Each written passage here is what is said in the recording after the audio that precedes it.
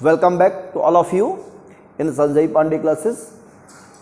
आज हम ग्रेविटेशन का लेक्चर नंबर 2 पढ़ने जा रहे हैं बच्चों।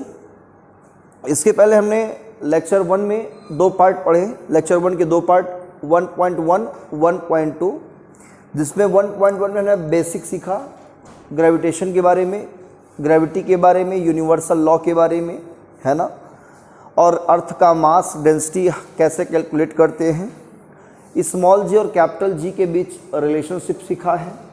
और 1.2 में हमने सीखा जी का वेरिएशन विथ एल्टीट्यूड और विथ डेप्थ और due to shape and latitude. तो ये सब सारी चीज़ें हमने सीख रखा है। तो आज लेक्चर 2 में हम लोग सीखने जा रहे हैं इसके आगे का पार्ट, जैसे कि इंटेंसिटी ऑफ ग्रेविटेशनल फील्ड क्या होती है ना।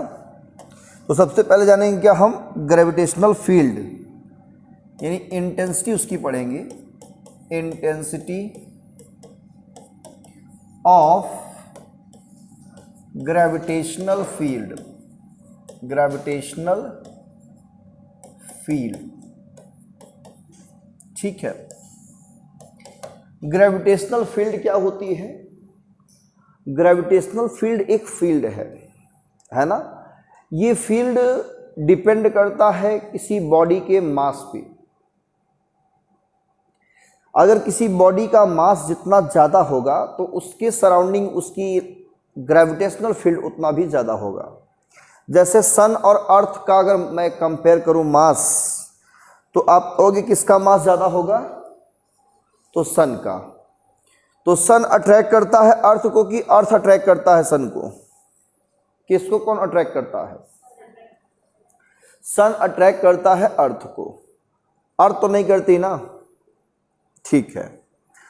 इंटेंसिटी ऑफ ग्रेविटेशनल फील्ड क्या होती है? तो एक फील्ड है ग्रेविटेशनल फील्ड, एक ऐसा फील्ड जिसमें कोई एक बॉडी दूसरे बॉडी पर ग्रेविटेशनल फोर्स अप्लाई कर सकता है जितनी दूरी तक अपने फील्ड में, वो जहाँ तक कह लीजिए कि ग्रेविटेशनल फोर्स अप्लाई कर सके, वो एक फील्ड है। तो जनरली ग्रेविटेशनल फील्ड एक फील्ड होता है जिसमें ग्रेविटेशनल फील्ड फोर्स का एक्सपीरियंस करता है। जैसे कि हमारी अर्थ पर सन का ग्रेविटेशनल फोर्स अप्लाई हुआ है, इसलिए अर्थ क्या कर रही है? रिवॉल्व कर रही है। अगर सन का अट्रैक्शन मतलब ग्रेविटेशनल फोर्स खत्म हो जाए, द एंड हो जाए, फिनिश हो जाए, कैंसिल कर दे, तो क्या होगा? अर्थ पता नहीं कहाँ चली जाएगी, है ना।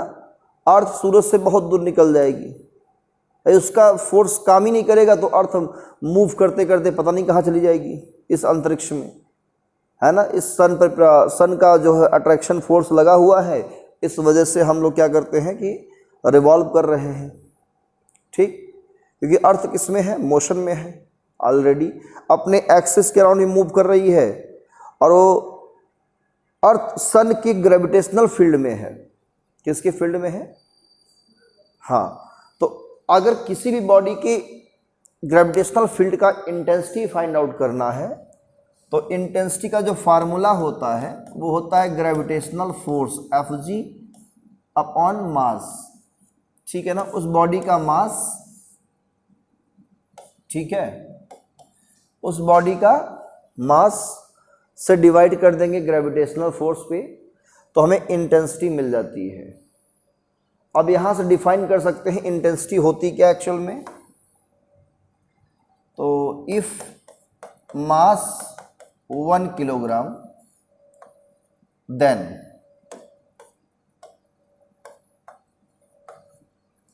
आई इक्वल टू क्या कहोगे? Fg, मतलब ग्रेविटेशनल फोर्स।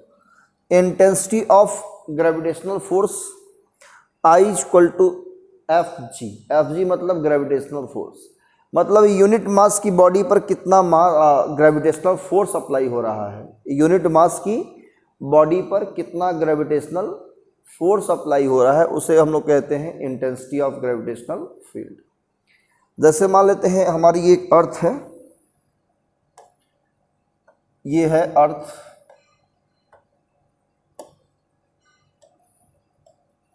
ये अर्थ है, या सूर्य मान लो, इसको सूर्य भगवान मान लो, और ये है अर्थ। है ना। ये है S फॉर सन और ये है अर्थ। तो सन के सराउंडिंग में इसकी ग्रेविटेशनल फील्ड है, इसका मास अगर हम मान लेते हैं कैपिटल M, इसका मास स्मॉल m, तो दोनों के बीच ग्रेविटेशनल फोर्स कितना होगा, अगर ये डिस्टेंस हम मान लेते हैं कितना स्मॉल r, तो F इक्वल टू कितना होगा, कहोगे G m by r square. तो ये ग्रेविटेशनल फोर्स इतना अप्लाई होगा। ये Fg मतलब ग्रेविटेशनल फोर्स है Fg, ये वैल्यू वहाँ पुट कर दे, कहाँ पे, फर्स्ट में। तो by equation first and second हमें इंटेंसिटी कितना मिलेगा, I equal to G M small m by R square upon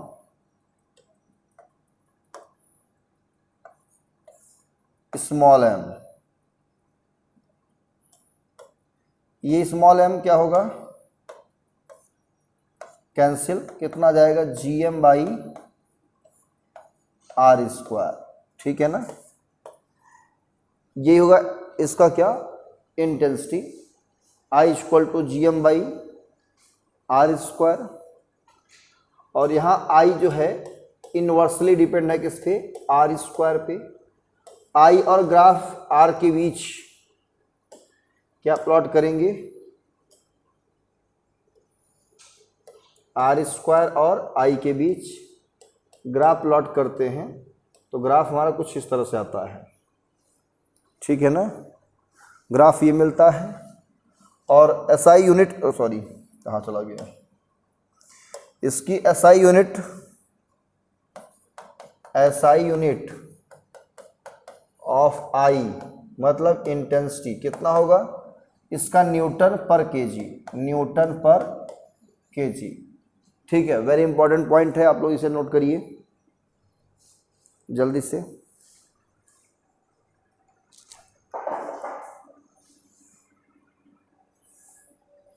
चलिए अब इसके आगे देखिए, हेडिंग रहेगा अब ग्रेविटेशनल पोटेंशियल एनर्जी। हेडिंग क्या रहेगा, ग्रेविटेशनल पोटेंशियल एनर्जी, ये हेडिंग है आपकी, ठीक है।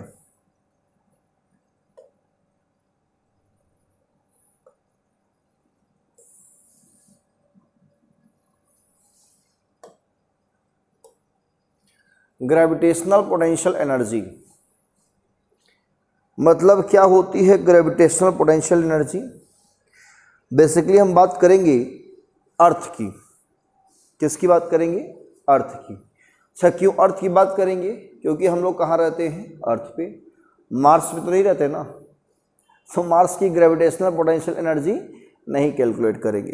तो अब ये मान चलिए हम जो भी यहाँ पे कैलकुलेशन करेंगे सब अर्थ के बारे में ही पढ़ना है। आगे जो भी टॉपिक आएगा सब, हाँ यहाँ से लेकर आगे तक, अभी तक जो पढ़ा वो सभी पूरे होल यूनिवर्स के लिए ट्रू था, वैलिड है।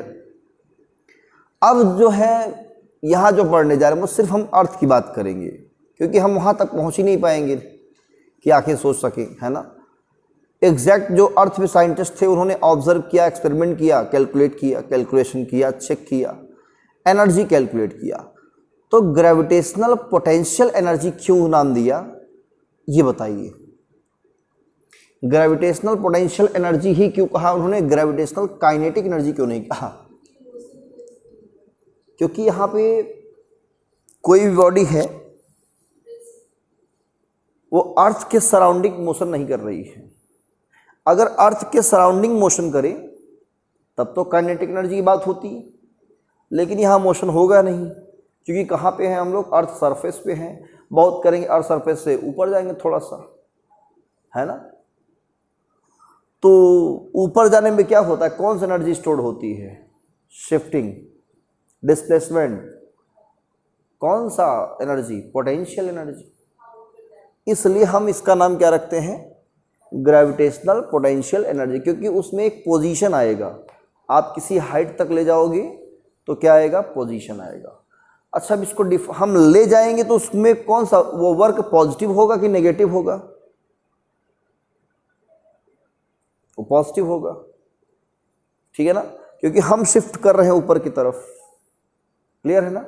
और जो कोई अपने आप ही चला आ रहा है तो हम तो उस पर फोर्स अप्लाई नहीं कर रहे हैं ना, वो अपने आप ही वर्क ऑब्टेन्ड हो रहा है, मतलब अट्रैक्ट हो रहा है।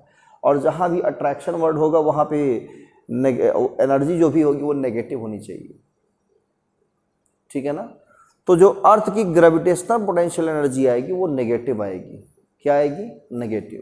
तो कैसे इस चीज़ को हम बात करें, हम यहाँ भी ये मान चलते हैं, क्या मान के चलते हैं, ध्यान दो कि जो हमारी ये अर्थ है,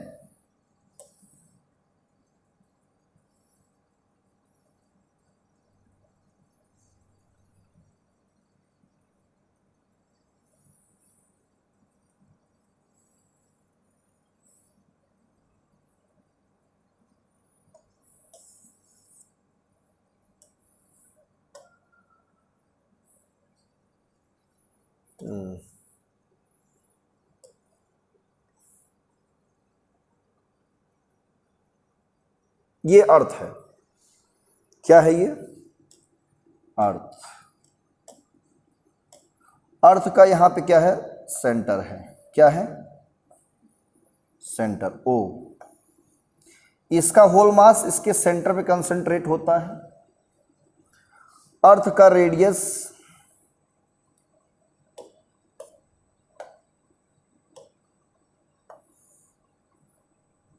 ये अर्थ का रेडियस है, capital R. Clear?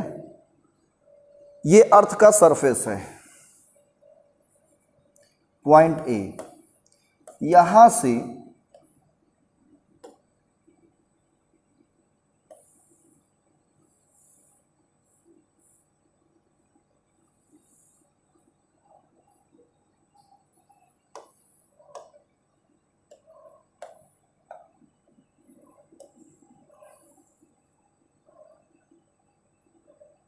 H height कितना?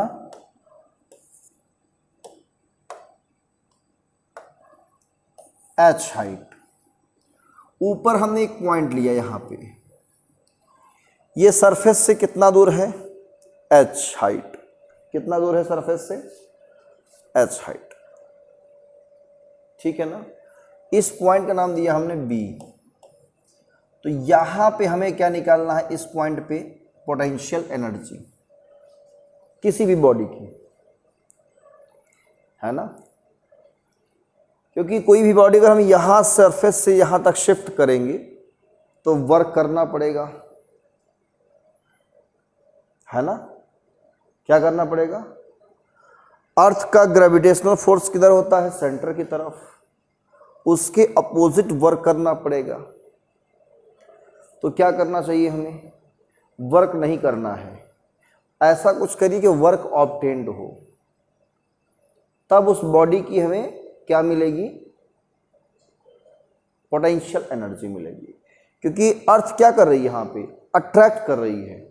तो हमें मैकेनिकल फोर्स नहीं अप्लाई करना है, मतलब हमें एक्सटर्नल फोर्स अप्लाई करके उसी के डायरेक्शन में शिफ्ट नहीं करना है। हमें कुछ ऐसा करना है कि बॉडी अट्रैक्ट हो रही हो, अपने आप बॉडी चली आ रही हो। अगर मैं मान लेता हूं यहां पे, यहां है इन्फिनिटी। क्या है? इन्फिनिटी। इन्फिनिटी से यहां तक अगर हम लाएं तो कुछ वर्क होगा। थोड़ा सा इसको हम फिगर को एक बार इरेज करेंगे, ऊपर वाला फिगर ये पूरा।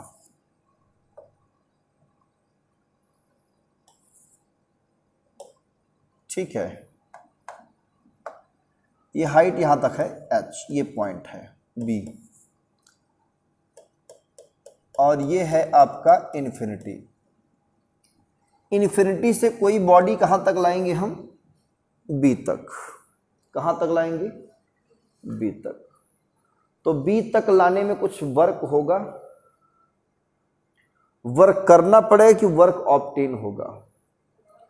जैसे ही इन्फिनिटी से थोड़ा सा मूव करते करते बॉडी मान लो किसी तरीके से अर्थ के ग्रेविटेशनल फील्ड में आ जाए तो वो अपने आप बॉडी मूव करते हुए कहाँ चली आएगी, सरफेस तक अपने आप आ जाएगी। बोलो आ जाएगी ना। मतलब वो उस बॉडी को अर्थ क्या कर रही है, खींच रही है। तो मैं ये मान के चलता हूं सेंटर से कितना दूर इसको लाया जा रहा है, सेंटर से, कहां से,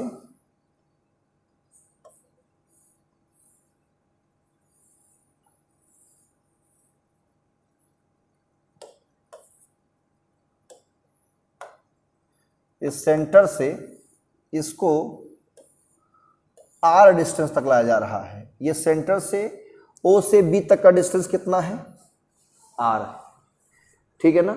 तो इन्फिनिटी से आर डिस्टेंस तक आ रहा है, इन्फिनिटी से सेंटर से ये दूर कितना है, इन्फिनिटी, और ये कितना है, आर। तो इन्फिनिटी से आर डिस्टेंस तक शिफ्ट किया जा रहा है, बॉडी आ रही है। यहां वर्क डन करना नहीं पड़ेगा, वर्क ऑब्टेन्ड होगा। क्लियर है इतनी बात, ठीक है। अब क्या करेंगे, हम डायरेक्टली वर्क तो निकाल नहीं पाएंगे पूरा यहां से लेकर यहां तक। तो क्या करेंगे, पहले बीच का ही कोई दो पॉइंट ले लेते हैं। मान लो ये है एक पॉइंट और एक पॉइंट ये है, इसका नाम रखा P, इसका नाम रखा Q। दोनों के बीच का डिस्टेंस कितना है, dx है। कितना है बेटा, dx कितना है, dx। dx is very small distance, ठीक है। बॉडी यहां से इधर आ रही है, P से Q की तरफ आ रही है, ठीक है। तो जो वर्क डन होगा वो भी क्या होगा, वेरी स्मॉल। अच्छा यहां फोर्स का डायरेक्शन किधर होगा, जल्दी बताओ, फोर्स का डायरेक्शन किधर होगा, नीचे की तरफ, F। क्लियर, फोर्स किधर होगा, नीचे। डिस्प्लेसमेंट भी किधर होगा, दोनों सेम डायरेक्शन में है। क्लियर है ना। तो हम ये वर्क डन निकाल सकते हैं, वेरी स्मॉल वर्क डन, ये वर्क डन ऑब्टेन होगा। तो work done in displacement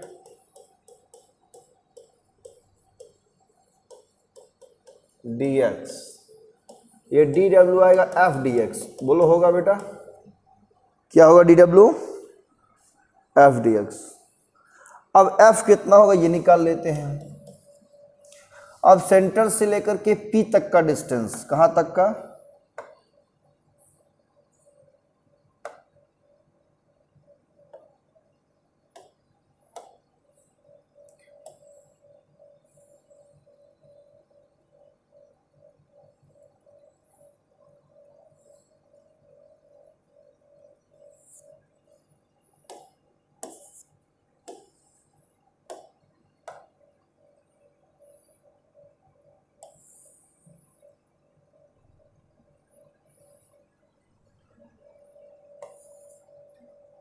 centre से P तक का डिस्टेंस हमने कितना मान लिया, x मान लिया। तो इस अर्थ और इस बॉडी का मास अगर हम मानते हैं यहाँ पे कितना है, m है, तो इसके बीच ग्रेविटेशनल फोर्स कितना होगा, कौन सा लॉ अप्लाई करेंगे बताओ। हाँ, F equal to Gm1 m2 by R square, तो G m small m by X square. बोलो हो जाएगा, ये वैल्यू पुट कर देते हैं यहाँ पे बाई इक्वेशन फर्स्ट। dw कितना आ जाएगा हमारा, Gm small m by X square dx। Clear है।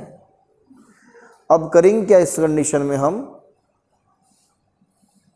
ये स्मॉल वर्क डन आया है, हमें इन्फिनिटी से कहाँ तक लाना है, B तक, मतलब R डिस्टेंस तक।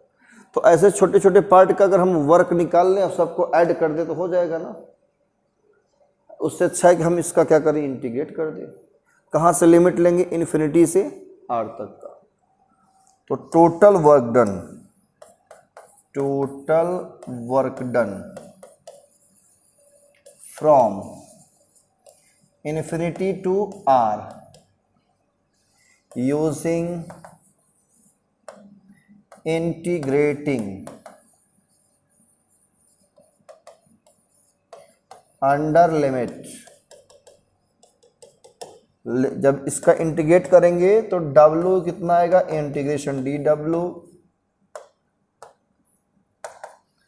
उसके बाद Gmm/x² dx, infinity lower limit, ये अपर लिमिट होगा, x² ऊपर ले जाएंगे तो मैं इस साइड लिख रहा हूं, W इक्वल टू Gmm बाहर होगा, integration x⁻² dx infinity to r, Gmm/x⁻n dx लगाएंगे फार्मूला तो -2 + 1 / -2 + 1, तो यहाँ आएगा कितना, x⁻−1/-1, लिमिट लगा देंगे, इसका लिमिट क्या लगा देंगे बच्चा, इन्फिनिटी टू r लिमिट लग जाएगा, सॉल्व करेंगे तो -Gmm 1/x infinity to r, तो फाइनली W कितना आएगा, -Gmm 1/r -1/∞, तो फाइनली W कितना आएगा, -Gmm/r।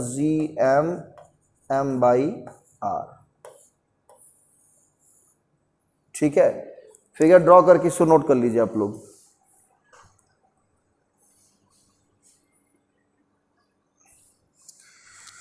तो जो बच्चों ये वर्क आया है ना, यही वर्क हमारा जो है ग्रेविटेशनल पोटेंशियल एनर्जी के फॉर्म में स्टोर्ड हो जाएगा। मतलब कोई अगर आपसे पूछे तो ग्रेविटेशनल पोटेंशियल एनर्जी कितनी होगी, तो कहोगे -Gmm/r। ठीक है ना, क्या बताओगे, Gmm/r। नेगेटिव साइन क्या इंडिकेट करता है कि अर्थ अट्रैक्ट कर रही है, मतलब वर्क डन करना नहीं पड़ रहा है, वर्क ऑब्टेन्ड हो रहा है, कार्य हमें मिल रहा है, कार्य करना नहीं पड़ रहा है। ठीक है ना, ये चीज है। तो आप लिख सकते हो हेंस करके, this work done is the stored in the form of potential energy, और यू डिनोट करेंगे, किससे डिनोट करेंगे, यू से, -Gmm/r। इसको बना लीजिए क्वेश्चन नंबर क्या, ये फर्स्ट था, उसके बाद कहीं बना ही नहीं तो इसको बना दो सेकंड नंबर, बना लिया, u इक्वल टू -Gmm/r। अच्छा, जो ये r है किसके बराबर होगा, तो ये स्मॉल r जो होगा ये r और प्लस ये h, यहाँ स्मॉल r कितना है, r + h है, बोलो है कि नहीं है। जब यहाँ हम रख दिए फार्मूला में, यहाँ पे r equal to r + h, तो so by equation second, but next page ले रहा हूँ यहाँ पे, नेक्स्ट पेज। ठीक है, तो u इक्वल टू क्या मिलेगा, -Gmm/r + h। यहाँ हम r क्या है, रेडियस ऑफ अर्थ, r क्या है, radius of earth, capital M क्या है, mass of earth, mass of earth. ध्यान रखना, G ग्रेविटेशन कांस्टेंट, जिसकी वैल्यू आप सबको पता होगी, है ना, कोई कंफ्यूजन इसमें। R है रेडियस ऑफ अर्थ, M है mass of earth, H height है,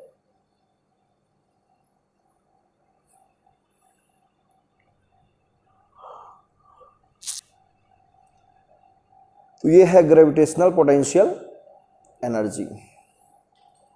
ठीक है, बोलो याद रहेगा ये फार्मूला, ड्राइव कर लोगे ना। ठीक है, अब हम पढ़ने जा रहे हैं ग्रेविटेशनल पोटेंशियल क्या होता है। Heading gravitational potential. Gravitational potential, अब ये ग्रेविटेशनल पोटेंशियल क्या होता है, क्लास 12 में एक टॉपिक है इलेक्ट्रिक पोटेंशियल, यहाँ ग्रेविटेशनल पोटेंशियल है। 10th में भी आपने पढ़ चुका आपने इलेक्ट्रिक पोटेंशियल। पोटेंशियल होता है वर्क अपॉन चार्ज, तो वो इलेक्ट्रिक कहानी हो गई। यहां कैसे निकालेंगे हम? वहां पे क्या करते थे हम, चार्ज को रखते थे इलेक्ट्रिक फील्ड में और टेस्ट चार्ज को वो रिपेल करता था, मतलब अपने आप वो मूव करता था उस फील्ड की वजह से। यहाँ क्या हो रहा है, सिर्फ अट्रैक्शन होगा। यहाँ जो वर्क होगा अट्रैक्शन में, वर्क पर यूनिट मास पे कितना वर्क किया जा रहा है, वही वर्क क्या होगा, इसका पोटेंशियल होगा। और यहाँ पे डिनोट करेंगे हम इसे Vg से, कह लीजिए, तो ये हो जाएगा आपका W/m। ठीक है, इक्वेशन नंबर फर्स्ट। और आपने W अभी जस्ट निकाला है -GMM बाई क्या, स्मॉल r, है ना, बोलो पढ़ा है ना अभी, अर्थ सरफेस के लिए। तो बाई इक्वेशन फर्स्ट Vg हमारा कितना आएगा, -GM small m by r by small m, m से m कैंसिल, -GM बाई क्या आ जाएगा आपका, r आ जाएगा। क्लियर है, इक्वेशन नंबर सेकेंड। तो ये है ग्रेविटेशनल पोटेंशियल, V की वैल्यू। यहाँ V क्या है, इन्वर्सली प्रोपोर्शनल है किसके, R के। तो ग्राफ कैसा होगा, V और R के बीच ग्राफ कुछ ऐसा ग्राफ होगा। SI यूनिट क्या होगी, ऑफ Vg, जूल पर किलोग्राम, जूल पर किलोग्राम। ठीक है ना, ये हो गया ग्रेविटेशनल पोटेंशियल। इसका भी डायमेंशनल फार्मूला आप लिख सकते हो ना, वर्क का, mLT-2 बाई m से m कैंसिल, L2 T-2, है ना, mL2 T-2 में m से हट जाएगा, बस L2 T-2 बचेगा, T-2। तो यही है ग्रेविटेशनल पोटेंशियल, है ना, सिंपल। बस वही थोड़ा सा इलेक्ट्रिक से मिलता जुलता है, क्लास 12 की फिजिक्स। आगे हम फिजिक्स क्लास 12 में भी पढ़ेंगे इसे, और जो बच्चे 12 में हैं वो पढ़ ही रहे हैं, जो 12 ड्रॉपर हैं वो भी पढ़ रहे हैं, ऑलरेडी पढ़ चुके हैं। तो यही सब कॉन्सेप्ट याद रखिए, नीट की एग्ज़ाम में बहुत हेल्प करेगा। इन्वर्सली है तो ग्राफ कर्व शेप हो जाएगा, डायरेक्टली है तो स्ट्रेट लाइन ग्राफ जाएगा, है ना। तो ग्राफ का भी बहुत बड़ा इंपॉर्टेंस है। ठीक है, ये क्लियर। ग्रेविटेशनल पोटेंशियल एनर्जी पढ़ने के बाद अब हम लोग सीखेंगे क्या, अब हम लोग सीखेंगे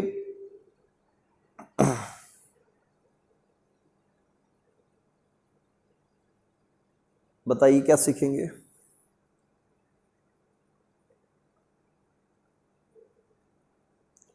अब सीखेंगे एस्केप एनर्जी क्या होती है। क्या सीखेंगे, एस्केप एनर्जी, और साथ ही साथ सीखेंगे एस्केप वेलोसिटी, है ना। दो चीज सीखेंगे यहाँ पे। तो हेडिंग लगा दीजिए एस्केप एनर्जी। हाँ, हेडिंग एस्केप एनर्जी। एस्केप का मतलब पलायन कर जाना, है ना। पलायन का मतलब समझते हैं आप लोग, लौट के वापस ना आना, है कि नहीं, बोलो सही है। अगर हम किसी भी बॉडी को अर्थ सरफेस से कुछ ऊपर तक ले जा करके कुछ एनर्जी प्रोवाइड कर दें, तो जो एनर्जी प्रोवाइड करेंगे वो कौन सी एनर्जी होगी, काइनेटिक एनर्जी होगी, जिससे वो अर्थ के ग्रेविटेशनल फील्ड को क्या कर जाए, पार कर जाए और रिटर्न वापस ना आ पाए। तो हम ऐसी एनर्जी को क्या कहेंगे, एस्केप एनर्जी। तो एक मिनिमम एनर्जी होगी और वो एनर्जी किस फॉर्म में होगी? काइनेटिक एनर्जी के फॉर्म में। क्लियर ना? क्योंकि हम उसे मोशन करा रहे हैं इस बॉडी को अर्थ की ग्रेविटेशनल फील्ड को पार करने में, मतलब जो अट्रैक्शन फोर्स है उसकी अगेंस्ट हम क्या कर रहे हैं? वर्क कर रहे हैं, है ना? तो लिखिए इसमें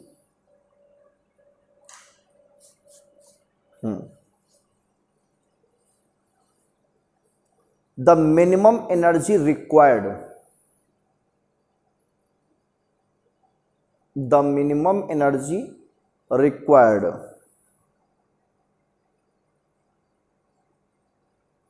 by a body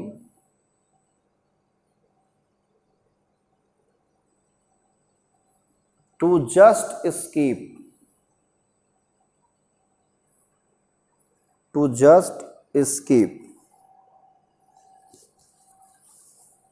the earth gravitational field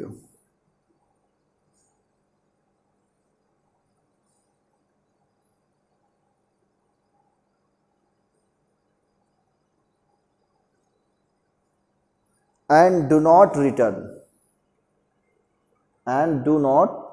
return at the surface of earth,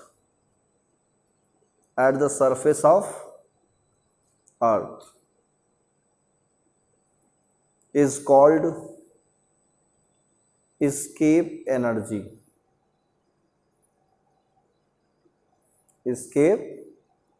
लिख लिया? This energy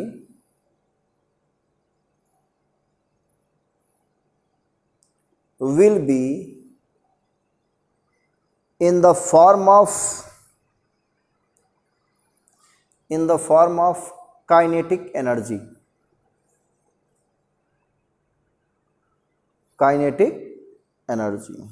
Clear है? Hence change the paragraph. Escape energy is equal to 1/2 mve square. यही है escape energy, half mve square. अब कोई पूछे इसमें ve क्या है? यह है escape velocity,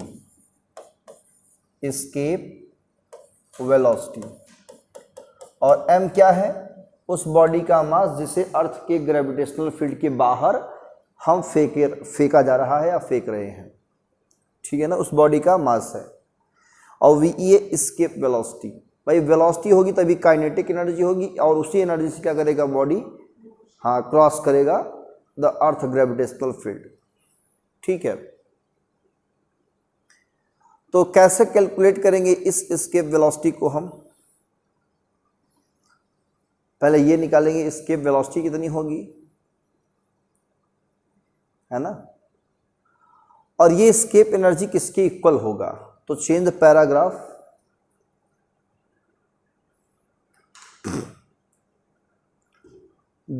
escape energy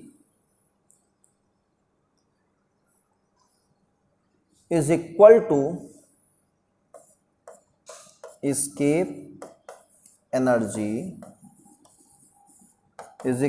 to work done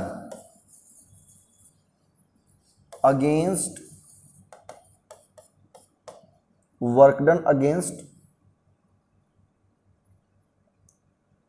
Earth's gravity.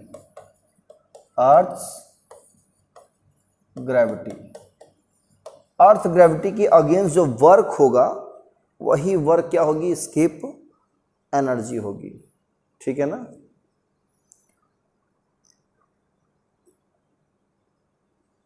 ये work done against earth gravity to escape के लिए जो वर्क होगा, टू एस्केप, ये भी कह सकते हैं। तो कैसे निकालेंगे ये वर्क डन? इससे बनाएंगे इक्वेशन नंबर हम सेकंड। इरेज कर दें इसको।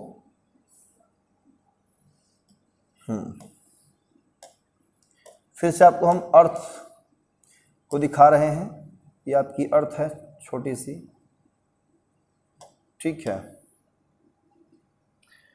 अर्थ सरफेस से हम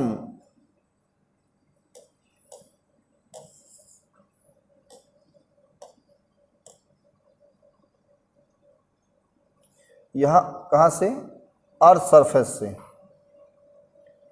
कुछ ऊपर ले आकर के, मान लो यहाँ से, कहाँ से, यहाँ से कुछ हाइट ऊपर जा कर के हमने एक बॉडी को थ्रो कराया। अब ये हाइट कितना है, सरफेस से एस हाइट पे है। मान लो यहाँ से मैंने इसको थ्रो कराया किधर, ऊपर की तरफ। यहाँ पे एम मास की बॉडी है, कितनी मास की बॉडी है, एम मास की।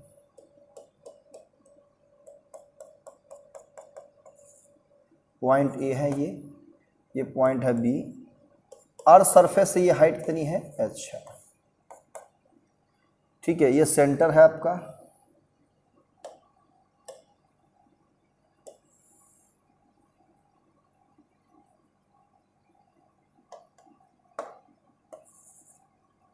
ओ, अर्थ का रेडियस कितना है, आर, और सेंटर से ये कितना दूर है, आर डिस्टेंस दूर है, बी।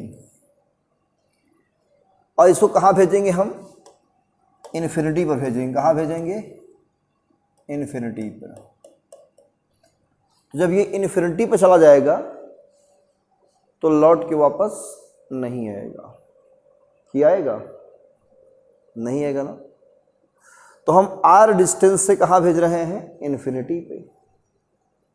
अब की बार लिमिट चेंज हो जाएगी, क्या होगी, अब की बार लिमिट क्या होगी, अब ये डिस्टेंस यहाँ से भेज रहे हैं, यहाँ से थ्रो कर रहे हैं, कहाँ के लिए, इन्फिनिटी के लिए। तो लोअर लिमिट क्या होगा यहाँ पे, आप बताइए,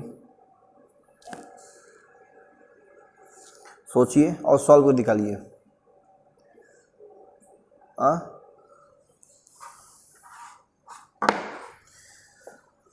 बताइए, जल्दी सोचिए भाई। यहां से शिफ्ट कर रहे हैं हम ना, ठीक है। तो हम क्या करेंगे, पहले 2 पॉइंट कोई लेंगे, सर्टेन पॉइंट। यहां पे मान लो हमने 2 पॉइंट लिया, ए और बी, इनके बीच का डिस्टेंस कितना है, dx। तो ए से बी तक शिफ्ट होने में स्मॉल वर्क डन होगा, तो स्मॉल वर्क डन dw कितना होगा हमारा, f dx। बोलो होगा, हो जाएगा ना। f कितना होगा हमारा, ये f जितना अर्थ का ग्रेविटेशनल फोर्स लगता है उसके बराबर ही हमको फोर्स लगाना पड़ेगा, तो उतना ही अपने आप शिफ्ट हो जाएगा, है ना। क्योंकि वो जो ग्रेविटी खींच रही है उसको क्या करेगा, वो कैंसिल आउट कर देगा, तो बॉडी अपने आप मूव कर जाएगी, है कि नहीं। क्योंकि हम मूव इसलिए कर रहे हैं क्योंकि वेलोसिटी प्रोवाइड कर रहे हैं, एनर्जी प्रोवाइड कर रहे हैं। तो यहाँ पे क्या आ जाएगा हमारा, GM, एम मास की बॉडी है, तो बाई x² dx। क्लियर है। तो टोटल वर्क डन निकालना है कहाँ से, r से इन्फिनिटी तक। टोटल वर्क डन, हाँ ये x है भाई, x हमको निकालना है ना, यहाँ से यहाँ तक। देखो सेंटर से ये x माना गया, कहाँ तक, a का डिस्टेंस, ये यहाँ डिस्टेंस, ये r है। पहले हम 2 पॉइंट के बीच जो है फोर्स लगा के जो वर्क निकालेंगे वो निकाल रहे हैं। फिर टोटल वर्क कहाँ से निकालेंगे, r से इन्फिनिटी तक, तो निकल आएगा। तो total work done from r to infinity, तो dw कितना हो जाएगा हमारा, इंटीग्रेशन dw, वैल्यू पुट करेंगे GMM by x² dx, r से इन्फिनिटी। GMM बाहर कर लेंगे बेटा, x⁻² ऊपर जाएगा, dx, r to infinity. GMM x और n dx लगाएंगे तो x⁻² plus 1/-2 plus 1, limit r to infinity. आपका ये हो जाएगा, ये -2 + 1 -1 हो जाएगा, है ना। तो -GM स्मॉल m, ये x⁻1, इसे हम 1/x लिख सकते हैं, तो 1/x, r टू इन्फिनिटी। एक बार upper limit minus lower limit रखेंगे तो minus G M M 1/∞ minus 1/r, ये 1/∞ 0 और माइनस 1/r क्या हो जाएगा, यहाँ पे आ जाएगा माइनस माइनस प्लस। तो फाइनली हमें वर्क डन कितना मिला, प्लस G/m/r। तो वर्क डन कितना मिलेगा हमें, W = प्लस G/m/r, यही है हमारा work done. Clear. r distance से इन्फिनिटी तक शिफ्ट करने के लिए एनर्जी जो प्रोवाइड करेंगे इतना वर्क करना पड़ेगा, यही वर्क हमारी क्या होगी, एस्केप एनर्जी के फॉर्म में स्टोर हो जाएगी। इतना वर्क करेंगे तब जा करके बॉडी एस्केप करेगी। क्लियर। मतलब ये एस्केप एनर्जी है, यही क्या है आपका एस्केप एनर्जी। तो यहां तक आपने नोट कर लिया है। इस साइड हम रेस करें, बोलिए।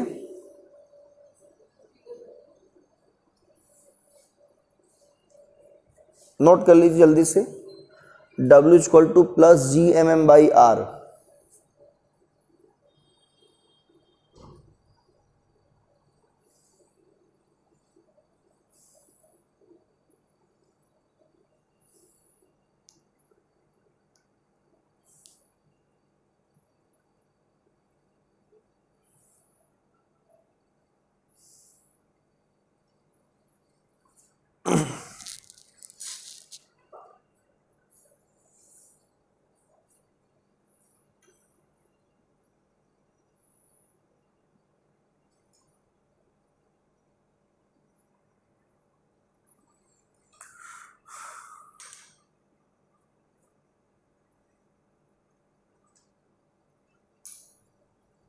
अर्थ के सेंटर से r डिस्टेंस दूर ले जा करके हमने इन्हें क्या किया, शिफ्ट किया।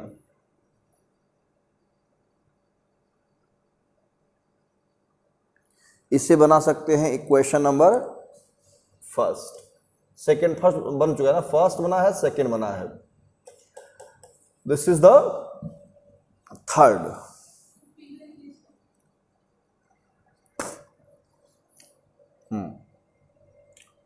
तो हम फिगर इरेज कर दे रहे हैं बेटा, है ना। तो फाइनली हमें एनर्जी क्या मिलेगा, एस्केप एनर्जी, एस्केप एनर्जी आ जाएगा हमारा G/m/r, ये आ जाएगा। यहाँ पे r = क्या लिखेंगे हम, r + h, अर्थ का रेडियस प्लस सरफेस से हाइट। तो एस्केप एनर्जी कितना बनेगा हमारा, escape, it implies that escape energy G/m/r + h। Escape कराना है तो यही एनर्जी आपको याद रखनी होगी। कौन सी एनर्जी, ये वाली एनर्जी। इक्वेशन नंबर थर्ड इसे बना दो इक्वेशन नंबर फोर्थ। तो G/m/r + h यही है एस्केप एनर्जी का फार्मूला।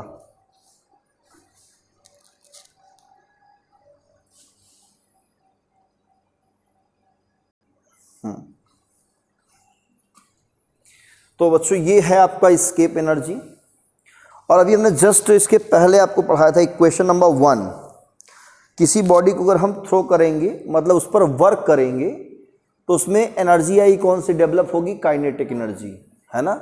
तो ये जो एनर्जी आई है एस्केप एनर्जी है, और ये एनर्जी वही काइनेटिक एनर्जी है। मतलब चाहे आप काइनेटिक एनर्जी के फॉर्म में बताइए या इस फॉर्म में बताइए, दोनों की वैल्यू सेम आएगी। तो इस एनर्जी को हम उस एनर्जी को अगर इक्वल कर दें, तो किस स्पीड से हम फेंक रहे हैं या उसको थ्रो करा रहे हैं वो स्पीड मिल जाएगी, जिसे एस्केप वेलोसिटी कहते हैं।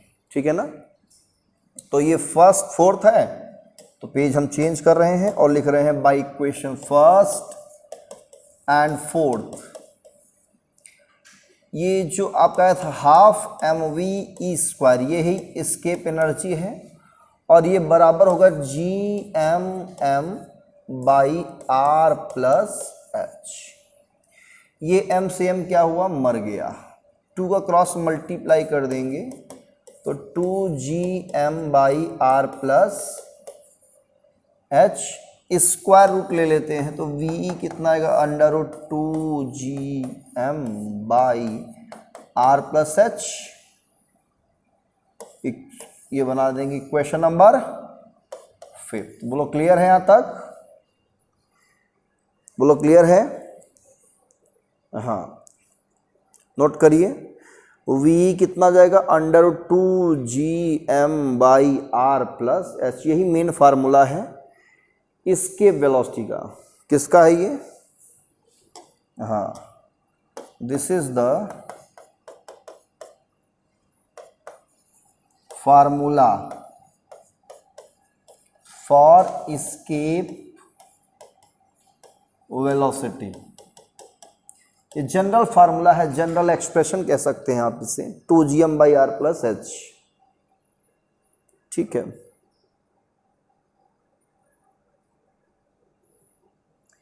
अब थोड़ा सा हम मॉडिफाई करेंगे। अगर हम अर्थ सरफेस से बहुत दूर न जाएं, थोड़े से दूर जा करके, तब क्या करें, हम इसे थ्रो करा दें। उस कंडीशन में एस्केप वेलोसिटी के लिए फार्मूला क्या बनेगा? अब यहां पे आपको पता है स्मॉल जी और कैपिटल जी के बीच रिलेशन, g=gm/ क्या होता है बेटा, r² होता है। यहां से gm निकालो, कहोगे gr², वो सही है।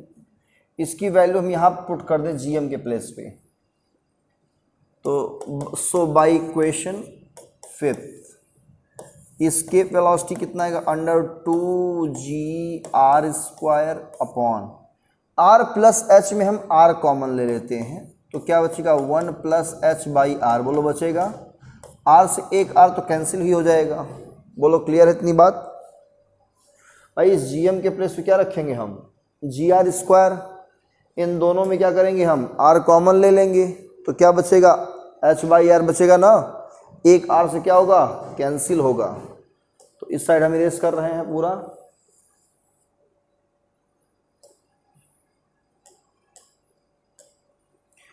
अब क्या बचा, v की वैल्यू √2gr/1+h/r, ये मिला। अब यहां पे हम अजम्पशन क्या लेंगे, जो हाइट है, अजम्पशन क्या लेंगे, हाइट, वो अर्थ के रेडियस के कंपेयर में बहुत छोटा है, बहुत कम है ना। हाँ, मतलब सरफेस थोड़ी दूर है, मतलब 1-2 किलोमीटर। अब 1-2 किलोमीटर कहाँ, 6400 किलोमीटर डिफरेंस है ना, जमीन आसमान का अंतर। तो 6400 में अगर 1-2 किलोमीटर, 3 किलोमीटर है तो उसे हम नेग्लिजिबल मान सकते हैं, है कि नहीं।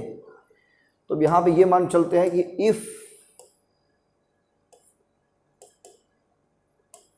h is very very less than r, बहुत कम है, देन इस r को डिवाइड कर लो, तो h/r क्या होगा, 1 से बहुत छोटा होगा। बोलो सही है ये भी, h/r क्या होगा, 1 से छोटा होगा।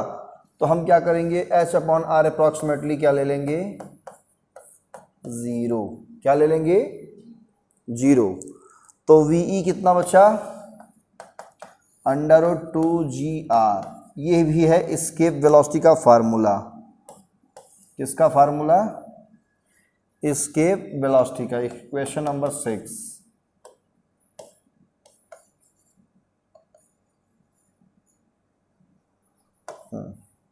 नोट कर लीजिए, यही है ve √2gr। ये अर्थ सरफेस से है, कहाँ के लिए है, और वो क्या था, अर्थ सरफेस से कुछ हाइट, इसमें हाइट नेग्लिजिबल है, मतलब अर्थ सरफेस पर ही मानेंगे उसे। ठीक है, तो इसमें लिखेंगे this is the formula for the escape velocity at the surface of earth. Earth surface के लिए अगर बात करेगा तो ये रहेगा एस्केप वेलोसिटी का फार्मूला, √2gr। नीचे नोट कर लीजिएगा, this is the escape velocity for earth surface. किसके लिए है ये, अर्थ सरफेस के लिए है। ठीक है, और अर्थ सरफेस के लिए कितना होगा एस्केप वेलोसिटी, ये भी हम कैलकुलेट कर सकते हैं।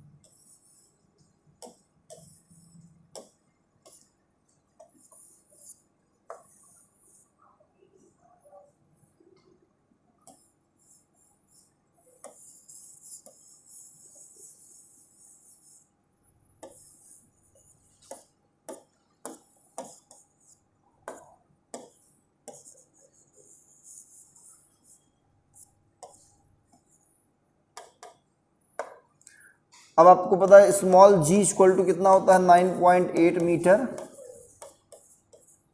रेडियस ऑफ अर्थ कितना होता है 6.4 इंटू 10 की पावर 6 मीटर। ये वैल्यू पुट कर दें यहाँ पे तो बाई इक्वेशन 6 v क्या होगा यहाँ पे √2 9.8 इंटू 6.4 इंटू 10 की पावर 6। सॉल्व करेंगे 11.2 इंटू 10 की पावर 3 मीटर पर सेकेंड आएगा बेटा, या 11.2 किलोमीटर पर सेकेंड। नोट कर लीजिए। ये अर्थ सरफेस के लिए एस्केप वेलोसिटी कितना होना चाहिए 11.2 किलोमीटर पर सेकेंड। इसका मतलब अगर आप इस स्पीड से फेंकोगे तो वो लौट के वापस नहीं आएगी। मतलब एक सेकेंड में कितना जाए 11.2 किलोमीटर। एक सेकेंड में कितना जाए 11.2 किलोमीटर जाए एक सेकेंड में। इतनी स्पीड दीजिए, इतना एनर्जी प्रोवाइड करिए तो वो फिर लौट के वापस एक सेकेंड में इतना जाएगा, 10 सेकेंड में कितना जाएगा, 10 का मल्टीप्लाई कर देंगे इसमें 112 किलोमीटर जाएगा, है ना। अब सोचो अगर एक घंटे की बात किया तब क्या होता 60 मिनट, मतलब 3600 सेकेंड। और 3600 को मल्टीप्लाई करेंगे तो पूरा इनफाइनाइट पहुंच जाएगा, मतलब पार कर जाएगा घंटे में, है ना। तो मतलब एक जनरली हमने मोटा मोटा कैलकुलेशन चेक कर लिया। तो एस्केप वेलोसिटी की वैल्यू कितनी होती है 11.2 किलोमीटर, और मीटर पर सेकेंड में 11.2 इंटू 10 की पावर 3 मीटर पर सेकेंड। याद रहेगा। तो अब कोई पूछे व्हाट इज एस्केप वेलोसिटी, तो change the paragraph, right the definition. Hence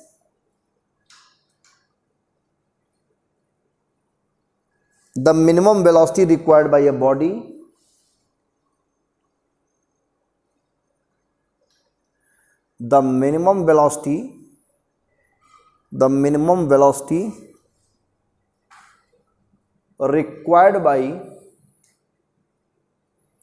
required by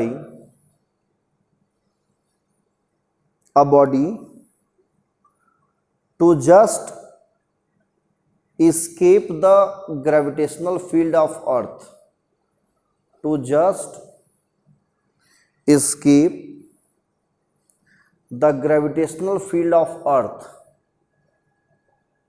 लिखा gravitational field of earth is called escape velocity.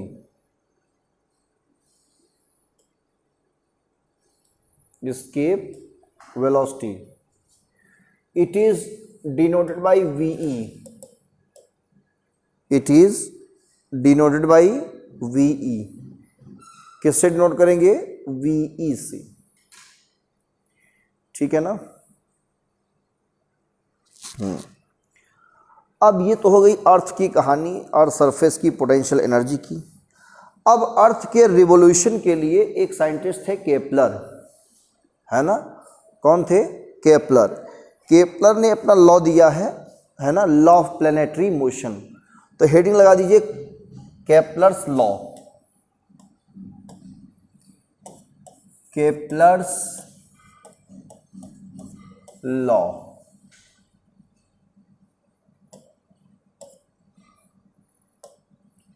Kepler's law. तो फर्स्ट नंबर है क्या law of orbit, law of orbit.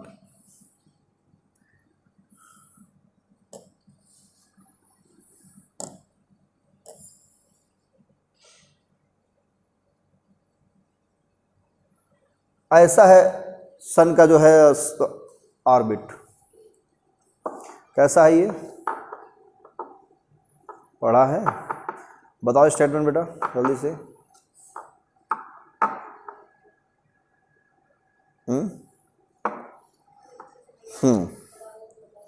देखिए इन्होंने कहा था कि all planets revolve around the sun in elliptical orbit.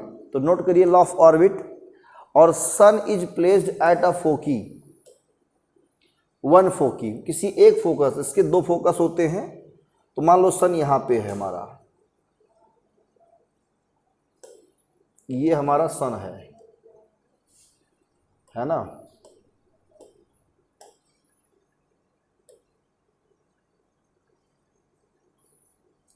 ये हमारा सन है और ये हमारी प्यारी सी छोटी सी यहाँ मान लो अर्थ है। कभी यहाँ पे थी ऐसे, फिर कभी यहाँ पे है, कभी यहाँ पे है, और कभी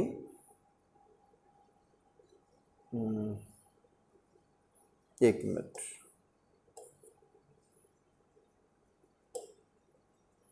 पूरा गायब हो गया।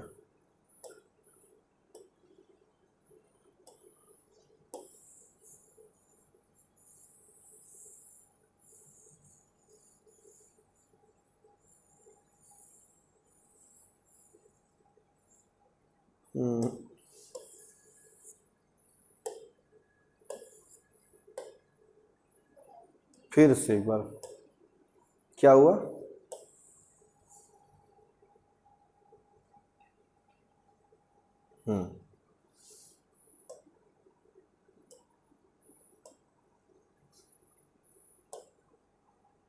ये सन है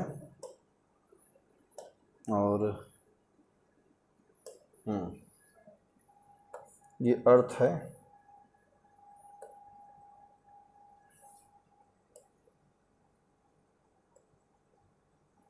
ठीक है। केपलर ने कहा था कि all planets revolve around the sun in elliptical orbit. लिख लिया आपने?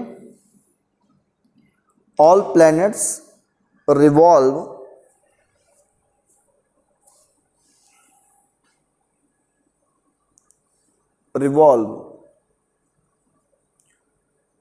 Around the sun in elliptical orbit.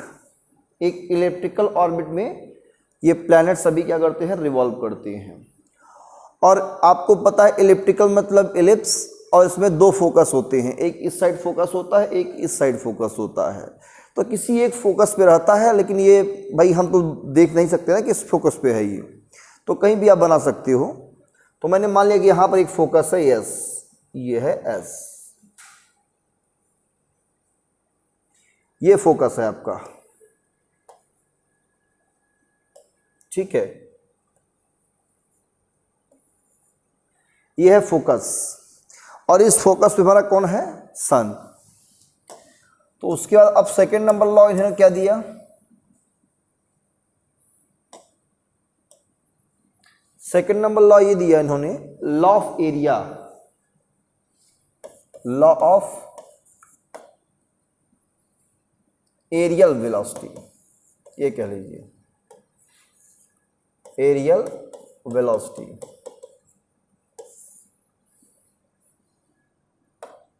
या लॉ ऑफ एरिया कह लीजिए।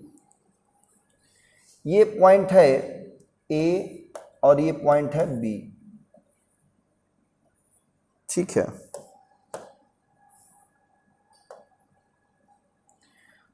देखो सन और प्लैनेट को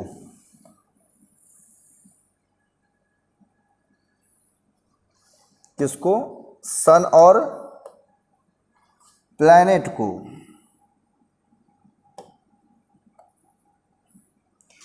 जो मिलाने वाली लाइन ज्वाइनिंग है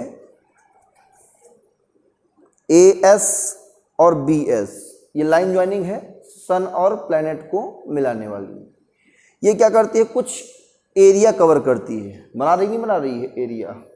एरिया क्या है? ए एस बी, है ना। ये एरिया कवर करने में जितना टाइम लगता है ए से बी तक जाने में, मतलब कवर करने में, उतना ही टाइम लगता है ये पॉइंट सी से डी तक। कहां से? इस पॉइंट को हमने कहा सी,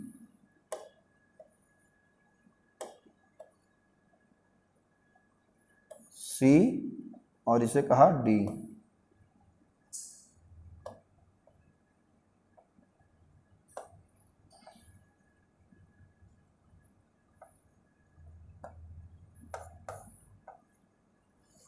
ठीक है। तो एरिया जो CSD है ये एरिया कवर करने में और एरिया ASB कवर करने में सेम टाइम लगता है ना। तो यही है कि आपका हाँ लॉ ऑफ एरियल वेलोसिटी है ना, या लॉ ऑफ एरिया बता रहे हैं, रुक जाओ।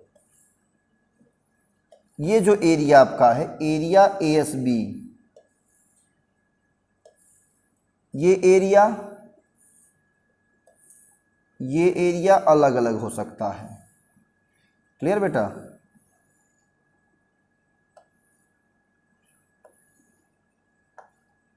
ये एरिया अलग अलग हो सकता है, लेकिन यहां से यहां तक टाइम और यहां से यहां तक टाइम सेम है, भले एरिया अलग है।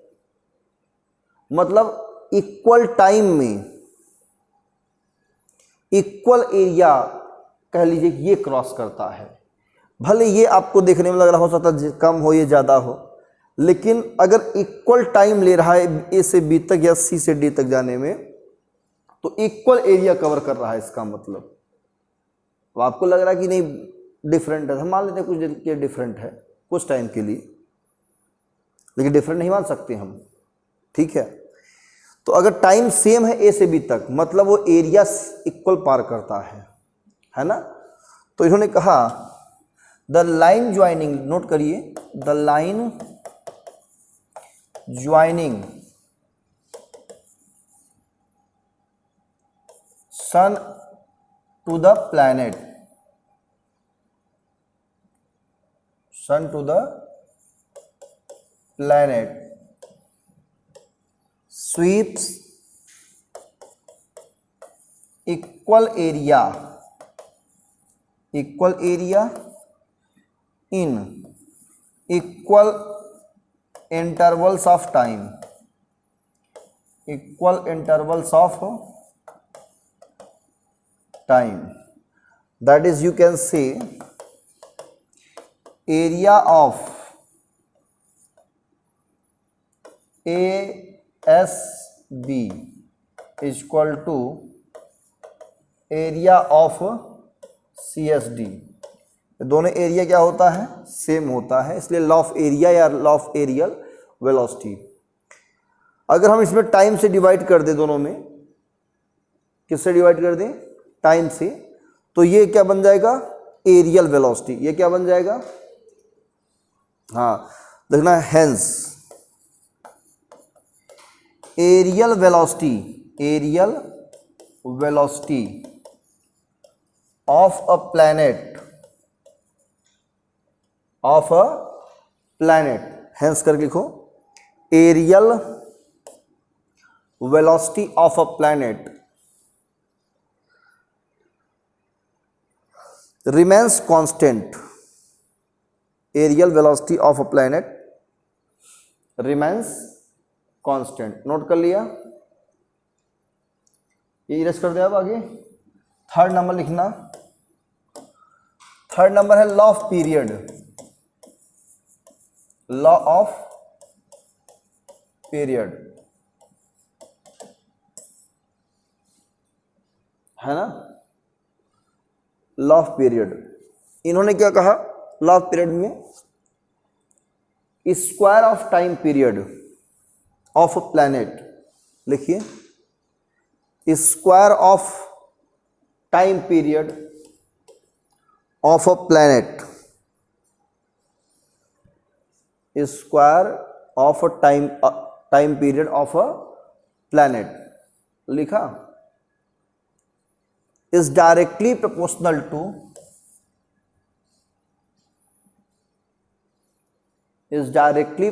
Two cube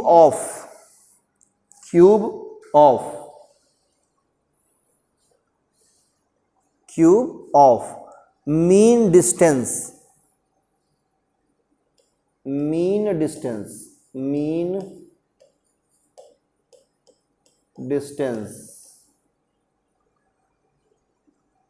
between the sun and planet, cube of mean distance between the sun and planet, that is, ये नोट करिए, T square proportional to R cube, तो इसको इक्वल करेंगे, कांस्टेंट लेंगे के आर क्यूब, ठीक है।